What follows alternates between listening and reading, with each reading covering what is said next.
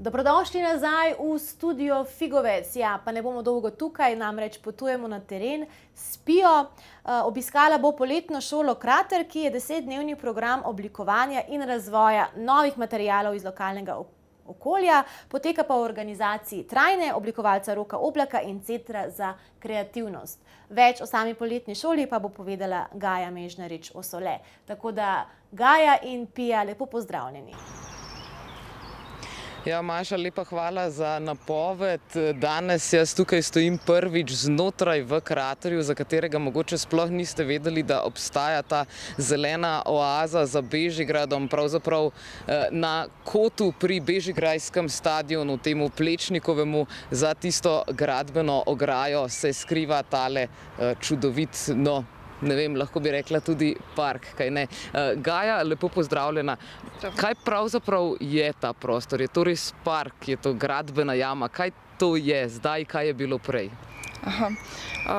Se pravi, zdajle se nahajamo v ustvarjalnem laboratoriju Krater, ki je pravzaprav en tak prostor, kjer smo v sodelovanju z Društvom za permakulturo Slovenije, pa Društvom Prostorož in Društvom Trajna, katerega tudi predstavljam zdaj, postavili 3 mobilne produkcijske enote. To so papirna delavnica oziroma delavnica za ročno izdelavo papirja, pa potem mizarska delavnica, pa laboratorij za eksperimentiranje z glivnimi miceli. Se pravi, po domač povedan, zanima nas, kako lahko iz gob pridobivamo neke alternativne organske materiale, recimo, da nadomestijo stiropor. Super. Ja, kaj se zgodi z gradbenimi jamami, ko enkrat jih nekdo zapusti? Zdaj imate veliko priprav, vidim, da tudi nekaj ste že tako opremili drevesa z raznimi napisi, pa tudi te kroge najdemo, ki smo jih do nedavna lahko videli na Čufarjevi ulici. Pa so mogoče že rekli, da bodo to gradbeno jamo nekoč uporabili. Ste tukaj začasno ali zaenkrat izgleda za nedoločen čas? Trenutno imamo v bistvu z Ministrstvom za pravosodje sklenjeno pogodbo do konca leta z možnostjo podaljšanja. V planu, kakor mi je znano, je, da bi na tem mestu ostala v prihodnosti sodna palača, tako da trenutno smo v neki začasni rabi. Ampak ta sodna palača verjetno že vsaj toliko časa, da je tisti grm za nama že zrastel, ne? Kako misliš? Toliko časa so že te načrti verjetno kot neka ideja obstajajo. Ja, nas pa v bistvu predvsem zanima, na kakšen način lahko v tem času, ko se stvari še ne dogajajo, v bistvu odpremo prostor javnosti in ponudimo neke vsebine, ki se nam zdijo relevantne za mesto, pač vezane na nek trajnostni razvoj, oziroma da skupaj lahko razmišljamo, na kakšen način lahko lokaliziramo neko produkcijo materialov oziroma izdelkov in na ta način pač spodbudimo neke bolj trajnostne prakse. Torej, rekla si, da želite ta prostor odpreti javnosti. Pa je ta prostor res odprt javnosti oziroma kdaj, na kakšen način lahko javnost dostopa? Se pravi, v prvi vrsti gre v bistvu za skupnostni prostor, ki ga pač organizacije, katere smo vključene, tudi v sodelovanju z oblikovalcem Rokom Oblakom. In na nek način smo tudi odprti, da se ljudje nam priključujejo s svojimi lastnimi vsebinami, tvori pač znotraj neke pač skupine. Potem pa organiziramo tudi javne dogodke, kjer smo pa potem odprti tudi navzven in vabimo javnost, da predstavljamo vsebine, ki jih tvorimo. Pač ja, znotraj kolektivov tudi širše javnosti. O tem pa lahko verjetno več že izvemo na Facebooku sproti. Ja, definitivno ste vabljeni, da nas obiščete na Facebook strani ali pa tudi na strani krater.si, kjer redno objavljamo vse vsebine, ki jih nekako produciramo za navzven. Jutri pa je 10. junij, začenja se poletna šola tukaj v Kraterju. Čemu se boste posvetili? Vidim, da ekipa zadaj že razmišlja o verjetno jutrišnjem dnevu. Poletna šola se je pravzaprav začela včeraj, ampak smo zelo veseli. K sodelovanju smo povabili 6 oblikovalskih in arhitekturnih ekip, ki bojo v bistvu vsaka posamezno ali kot kolektiv nekako razvijala eno idejo novega materiala. Tle so pač zelo različni projekti v bistvu vključeni, tako da se ena skupina na primer bo ukvarjala z raziskovanjem, kako lahko iz odpadnih materialov oziroma iz odpadnih rakovih materialov, ki jih ponavadi pač producirajo restauracije, proizvajamo nek nov material. Potem se bo ena ekipa ukvarjala, kako iz odpadnih grozdnih tropin, lahko oblikujemo nov papir. Ena ekipa se bo prav fokusirala v bistvu, kako lahko krater kot prostor raziščemo in pač ga gledamo skozi to neko svojo materialno potencialnost, da bi lahko ustvarili nove gradbene materiale in tako naprej. Tako da so pravzaprav zelo raznoliki projekti z nami in ustvarjalci in se veselimo v bistvu, da dobimo pač tudi neke nove ideje skozi ljudi, ki sodelujejo na poletni šoli. Pa so to tehnike, ki so že preizkušene, ste tudi sami že delali v preteklosti na kakih delavnicah, kaj podobnega? V prvi vrsti gre za eksperimentiranje, kar je pač v bistvu pomembno je to, da nam produkcijski prostori trenutno omogočajo tehnično, da izvajamo neke poskuse, tako imamo recimo holandski mlin, ki nam omogoča, da raziskujemo se pravi materiale vezane na celulozna vlakna, pa potem mizarsko delavnico, pa ta Gobalab, ki sem ga prej omenila. Tako na nek način gre za en odprt proces, kjer pač oblikovalce tudi v mentorstvu z portugalskim arhitektom Pedrom Jervelom, ki je z nami v prvem delu delavnice, pospremimo in skupaj raziskujemo pač do končnih nekih rezultatov. Gre v bistvu za prvo stopnjo eksperimentiranja, raziskovanja. Bi pa to verjetno lahko bil neka trajnostna prihodnost. Zakaj na primer bolje, da bi uporabili rakove luščine, jih dejansko potem restavracije zbirajo, jih posebej mečejo stran? Ja, predvsem gre v bistvu za to, da nekako spremenimo odnos do odpadkov, ki jih produciramo, ne. In sigurno pač, glede na to, da živimo v družbi, ki producira veliko stvari, med drugim tudi odpadkov, da začnemo razmišljati, na kakšen način lahko te odpadke vrnemo nazaj v obtok.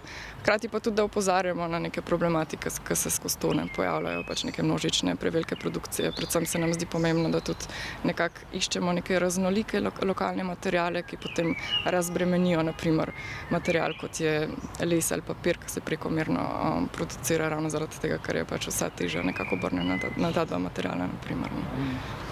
No, sta pa to verjetno tudi materijala, s katerimi ste tukaj verjetno najbolj ustvarjali v, naprimer, produkcijskih prostorih. Kako pa ste naredili pravzaprav vse te umetnine in torej tudi produkcijski prostor? Ste jih sami naredili z lastnimi rokami? Ja, pravzaprav večinoma ja. Gre v bistvu za pač princip ponovne rabe, predelave, tako da večino stvari, ki jih tlele lahko vidite, so bile ali predelane, ali podarjene in pa ustvarjene v bistvu pač ja, kar z lastnimi rokami. No, konkretno ta hišica, koliko časa je trajalo in iz katerih materialov je? Misliš laboratorij? Laboratorija. Se pravi, gre v bistvu za ladijski zabojnik, ki smo ga pač naročili. To je bil odrabljen ladijski zabojnik, potem pa je noter oprema, ki je pač ja nastala prav, zdaj da bi šla v detalj, mislim, da nima smisla, no, ampak pač naprimer pač les, mislim, da smo dobili od enega mizarja, ki mu je to predstavljal pač nek odpadni les, pa smo ga potem pač izrabili za to, da smo postavili tla. Naprimer pač mogoče zanimivo to, kaj si že prej omenila, teli krogi, ki so bili še del parka pred kratkim. So dejansko isti krogi? Ja, so dejansko isti krogi, smo jih nekako, ko se je začelo tam graditi, smo v bistvu jih posvojili tu in iz njih pač potem naredili klopi. Potem pač zanimivo je mogoče, da smo stare telefonske govorilnice spremenili v kompostno stranišče. Eno staro umetniško instalacijo smo spremenili v zavetišče za zlate ribice. Tako da, kakor lahko čim več probamo predelati. Je pa to v bistvu pač tudi zanimivo. Pač to pa pomeni na nek način, da vse skupaj pač traja malo več časa, kakor smo navajeni. No, ampak verjetno pri tem tudi nastane manj odpadkov. Ja, nedvomno. In pač se mi zdi, da je tudi eno večje zadovoljstvo, ko veš, da lahko v bistvu spremeniš eno stvar v novo stvar in da se pač sam udejstvuješ v tem procesu. Zavetišče za zlate ribice, je to zunanja stvar, notranja? Ja, v bistvu gre za ribnik, ki je nastal v sodelovanju z Društvom Prostorož in pa veterinarjem Petrom Maričičem.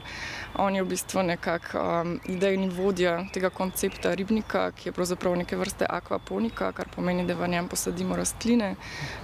Potem pa pač, ko damo noter tudi ribice, zlate v tem primeru, pač one za svojimi nekaki iztrebki ustvarjajo hranilo za rastline, rastline ustvarjajo kisik za vodo in pač se ustvarja tak poenostavljen ekosistem, ki funkcionira sam za sebe. Gre pa v bistvu za to, da so zlate ribice prepoznane tudi kot ena izmed invazivnih vrst pri nas, kar se ravno zaradi tega, ker ljudje nekako ne skrbijo za njih, odločijo potem, da jih vržejo v ribnike oziroma v bajerje in pač vode. Tam povzročajo eno tako ekološko neravnovesje, Peter pa jih v bistvu izlavlja ven in potem nekako promovira to vrstno uporabo ribnikov za šole ali pa za dome za ostarele, tako da en se je potem tudi pojavil tukaj na kraterju.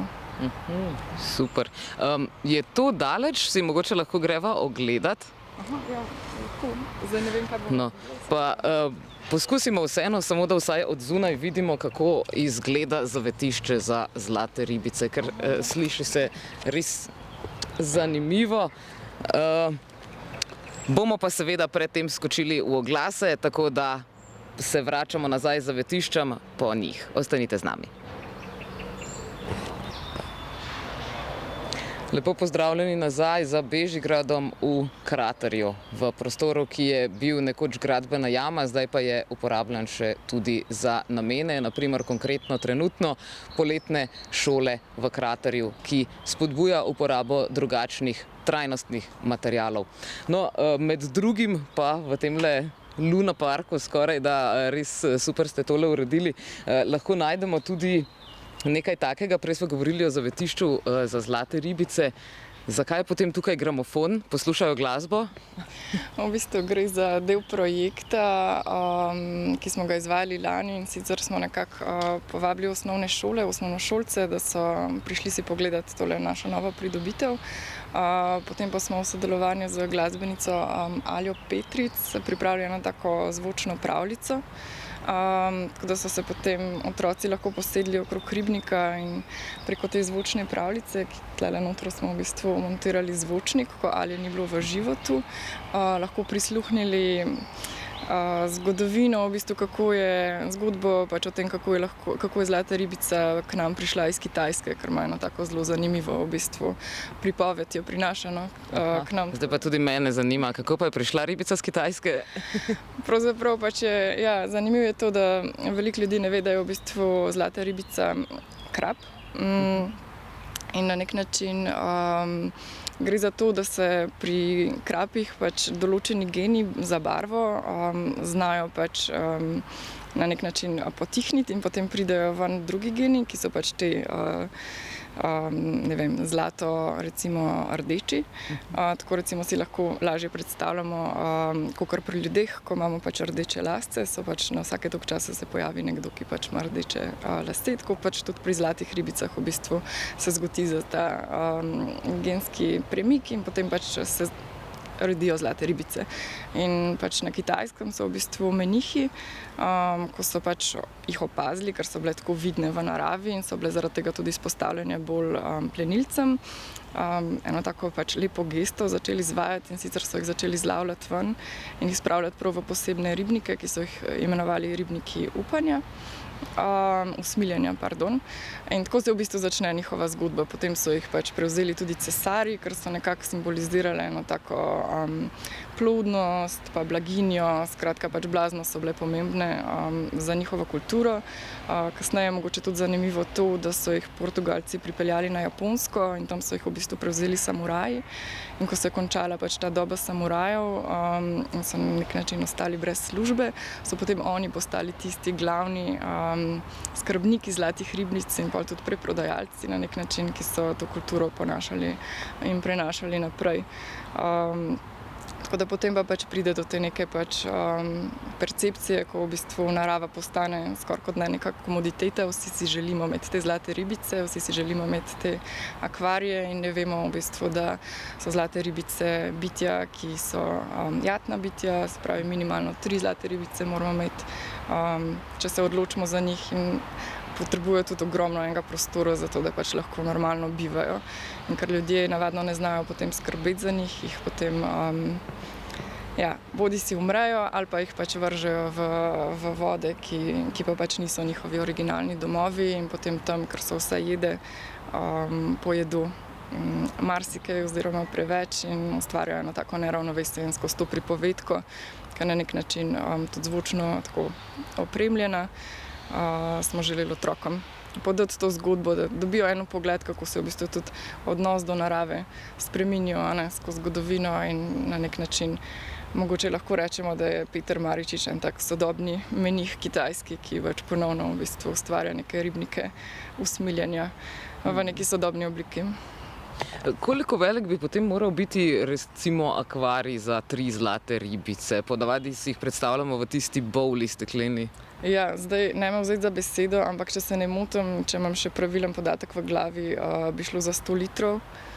Ja. Lahko pa rečem, da večinoma, kar ljudje imajo po domovih, je premajhno. Naprimer, tale ribnik, akvarij, izgleda kot nekaj, kar bi si na večjem vrtu lahko postavili tudi sami. Iz kakšnih materialov pa je?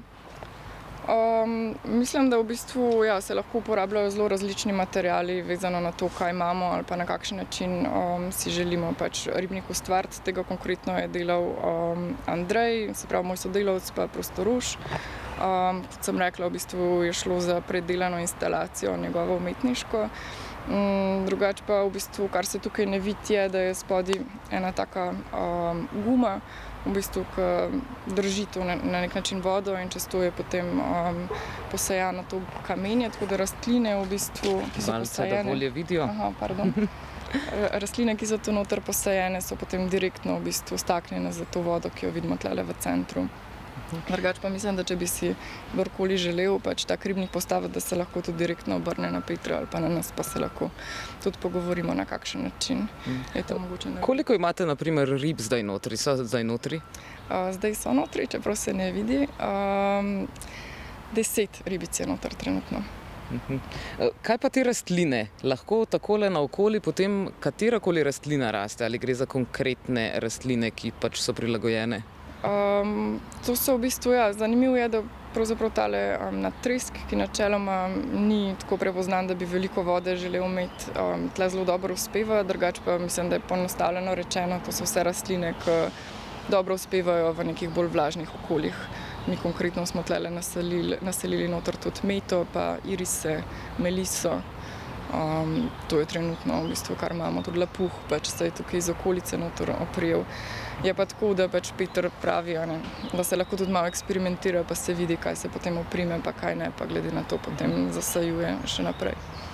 Gre se pravi po večini za zelišča oziroma za nekaj, kar lahko tudi uživamo? Jaz mislim, da je to čist po okusu oziroma po želji. Mislim, da smo se pogovarjali, da bi lahko tudi paradajze ali paprike noter zasadili, tako da pač glede na potrebe in neke preference posameznika. Zdaj tamle sem opazila, da ste postavili ograjo. Je to čisto iz praktičnih razlogov, ali se gozd širi proti nama zdaj, ali ima še kakšno drugo, torej praktično funkcijo? Primarno je v bistvu ta ograja postavljena zaradi tega, ker imamo en tak dogovor, da se na drugi strani ograje nekako ne posega v ekosistem, ker nam je pomembno, da pač se zavedamo, da kot ljudje tukaj ustvarjamo pač neko določeno spremembo v ekosistemu in želimo v bistvu delno ekosistem pa ohraniti tudi za ostale pač prebivalce, ki tu bivajo poleg ljudi. To je ena stvar, druga stvar je pa tudi to, da čisto zaradi varnostnih razlogov, ker je spodaj krater, smo se odločili, da ta del nekako zapremo, zato da si pač ne bi otroci ali pa kdorkoli drug kaj naredil, če bi tam raziskoval, je preveč razburljivo. Si že videla notranjost kraterja? Se pravi, društvo oziroma društva, ki tu delujejo, imajo dostop do notranjosti. Zanimivo je mogoče to, da edina intervencija, ki je bila narejena v zadnjih 30 letih, več ali manj, no, tako bolj velika, je to, da so iz gradbene jame kopali gramoz. Zato je v bistvu tudi nastal ta krater, ker je menda tu izjemno dober kamen, na splošno pač v celotnem Bežigradu, no, naj bi bil kvaliteten gramoz, tako da zato se je v bistvu zgodila tudi ta jama. In še ena je tukaj v bistvu za nama, ki je pa malo manj vidna. Se mogoče sprehodiva do tja, da vidiva še tole čudovito hišico, ki se skriva še na drugi strani. Samo da malce premaknem kamero, da jo boste lahko videli tudi sami. Takole. No, malce neraven teren, se opravičujem, ampak upam, da boste vsaj videli, za kakšno hišico gre. Torej, hišica, ki je pa zdajle za nama, je to tudi eden od produkcijskih prostorov? Ja, saj to je v bistvu ravno lepota kraterja, ker smo ga nekako začetkom načrtovali do neke mere in potem se je samo organsko začelo razvijati. Tako da, ko se je v bistvu ustvarjalni prostor teren, eksperimentalni prostor teren zaprl, je zavetišče za zavržene rastline v bistvu iskalo nov prostor. Tako da potem smo se prek čist nekih poznanstev nekako srečali in prediskutirali o možnosti, če bi se lahko naselili tu, in smo potem to tudi nekako uredili. Tako da smo ful veseli, da sta se nam Ana Marija in pa Eva pridružili in na nek način pač dopolnili še naše vsebine svoje.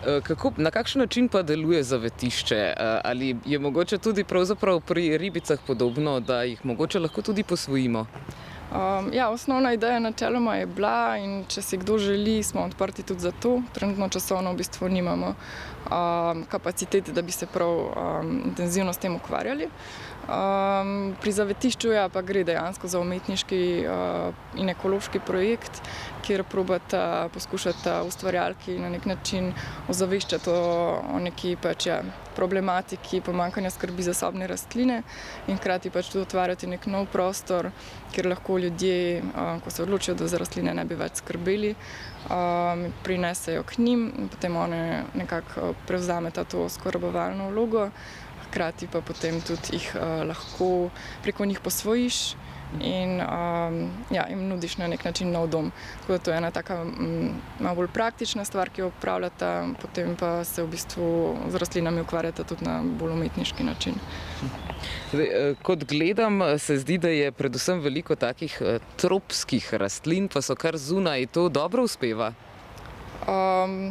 Jaz mislim, da zdaj poleti to ni problem. Gre za eksotične rastline, kar v bistvu je zanimivo, tudi ko se pri društvu trajno ukvarjamo z invazivnimi rastlinami. Ne. To so v bistvu rastline, ki so večinoma k nam začele hoditi ali pa v Evropo, recimo temu v času kolonializma, tam 17. stoletje, pa 18. pa 19. naprej. In so v bistvu en rezultat pač teh popotovanj, ko so jih Evropejci opravljali v nove kraje, torej Ameriko, Kitajsko ali pa Azijo recimo, in iz njih pač poleg ostalih dobrin nosili tudi rastline, ki so jih potem v bistvu bodisi kot okrasne rastline ali pa pač kot se pravi uporabne rastline kultivirali naprej. Ste tukaj mogoče pri vsem tem rastlinju opazili tudi kakšno invazivno rastlino, naprimer ambrozijo, ste mogoče odstranjevali? V bistvu pri društvu trajno nekako se dosti ukvarjamo s to problematiko invazivnih rastlin. Predvsem se nam zdi mogoče tudi pomembno izpostavljati, da so ekosistemi dinamični in da pač smo zdaj trenutno v neki določeni fazi, kjer ne vemo, kaj v bistvu te rastline k nam prinašajo, oziroma do neke mere vemo, kakšno funkcijo opravljajo. Te rastline se namreč pojavljajo večinoma na degradiranih območjih, kjer zapolnjujejo niše, se pravi so pionirske rastline, in če tako mogoče na nek način pogledamo na ta območja, so to območja, ki so potrebne neke obnove, in invazivne rastline tam sigurno ustvarjajo tako prst, kot privabljajo opraševalce in na nek način ekosistemsko tudi pomagajo da se narava razvija. Ne. Tako da pač poleg tega, da so izjemno dominantne, opravljajo tudi pač zelo zanimive funkcije, ki so mogoče celo na nek način zdravilne za ekosisteme. Na kraterju, ja, pa vsekakor, ker gre za degradiran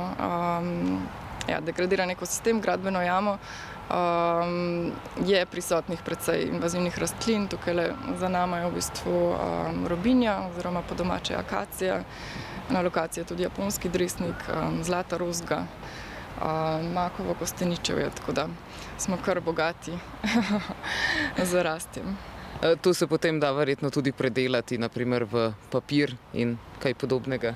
Ja, ideja je v bistvu pri nas, da probamo o teh invazivnih rastlinah nekako spregovoriti, jih integrirati tudi v neko našo kulturo, se pravi, da se jih ne samo bojimo, ampak da mogoče o njih razmislimo tudi kot o nekih novih virih, ki jih lahko uporabimo znotraj lokalnih skupnosti, tako da pač ja, ena varianta, ki se jo precej poslužujemo, je, da predelujemo iz japonskega dresnika in zlate rozge papir, potem ja, zdaj se v bistvu sprašujemo, če bi lahko tudi iz robinje kaj naredili. Tako da so tukaj še priložnosti v bistvu za raziskovanje in ugotavljanje, kako se lahko spoprijateljimo s temi na videz nezaželenimi zelenimi biti. Je pa tukaj še en del tegale manjšega dela parka, ki bi ga želela pokazati, in to je seveda način, na kakšen način ste se lotili stranišča. Tole je namreč kompostno stranišče. Iz česa pa je to kompostno stranišče narejeno? To izgleda kot taka, bom rekla, ekološka varianta Dixija, ki smo ga vajeni iz kakih večjih dogodkov. Ja, prav imaš. To je v bistvu ena taka naša Dixi alternativa. Gre v bistvu za kompostno stranišče, ki je bilo oblikovano oziroma ja, smo ga predelali iz starih telefonskih govorilnic, ki jih pač danes več ne uporabljamo. Tako da ja, pač kaj je značilnost kompostnega stranišča je to, da v bistvu ločujemo urin in pač blato, na nek način za urin imamo potem speljan en tak sistem, prečiščevalno rastlinsko napravo, kjer potem se pač ta urin prečisti, rastline vežejo dušik nanj in skratka pač ne ustvarjamo dodatnih odpadkov z njim.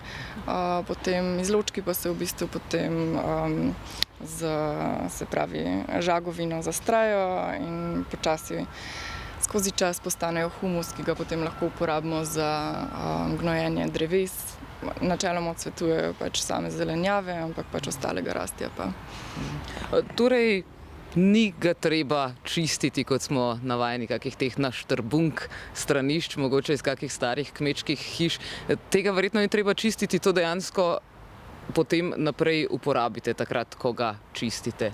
Ja, mogoče na nek način ja, ne gre za čiščenje, ampak gre za način pač upravljanja pač, oziroma pač oskrbovanja s tem materialom, kako naj rečem, pač, ki se tu producira. Vsekakor pač je treba WC počistiti, ker če ga uporablja več ljudi, je potrebna pač oskrba.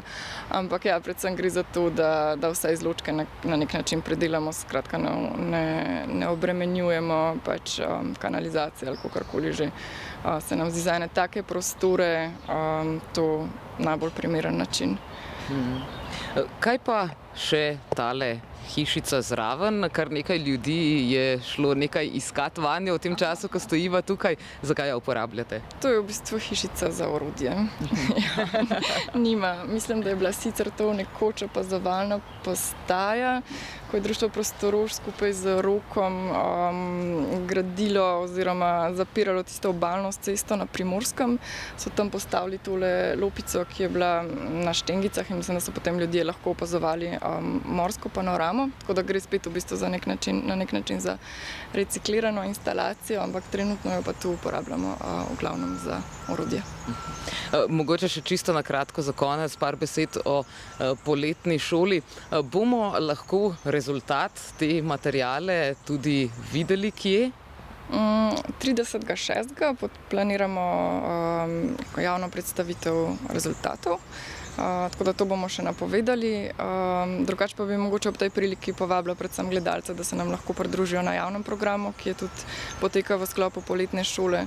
V četrtek se začne program in potem bo potekal v bistvu, mislim, da bo 5 dogodkov vezanih na oblikovanje novih materialov, oblikovanje skupnostnih ekonomij, se pravi, tle nam je pomemben tako aspekt tega materialnega produciranja, kot pač tudi nekega družbenega produciranja v smislu, kako se lahko organiziramo, povežemo, podpremo, da take prakse, ko so naše, ko so mogoče bolj eksperimentalne ali pa pionirske, lahko tudi preživijo in podpirajo naša življenja naprej. Tako da vabljeni v bistvu vsi, da se nam pridružite. Tudi filmska projekcija bo ob 9, mislim, da v sredo, če se ne motim, naslednji teden. Bojo pa pač tudi mednarodni ustvarjalci, ki tako blazno zanimive prakse ustvarjajo, se k nam javljali preko spleta. Ja, odlično. Se pravi, že jutri je eden od javnih dogodkov. Ja, jutri bo dr. Davorin Peršič predstavil v bistvu principe antropozofije, tako da pač vabljeni vsi ti, ki vas zanima, mogoče na kakšen način lahko mislimo naravo drugače, da se pridružite predavanju. Gre v bistvu za principe Steinerjeve principe, ki bo predstavil tudi v sklopu, on deluje tudi v sklopu Svobodne šole na Kureščku, tako da pač ima precej ene prakse in zanimivih dogodivščin za sabo, ki jih bo tudi podelil z nami. No, odlično. Vsekakor, dragi gledalci, toplo vabljeni. Nahaja se krater, za tiste, ki še ne veste, zraven bežigrajskih dvorov, zraven bežigrajskega dvora, in sicer vhod je tukaj iz strani Peričeve. Sicer pa več seveda na vašem Facebooku sproti. Gaja, najlepša hvala za predstavitev tega čudovitega prostora in poletne šole. Hvala tebi, Pija. Srečno. Po glasih pa se seveda vračamo še nazaj v studio Figovec, tako da le ostanite z nami.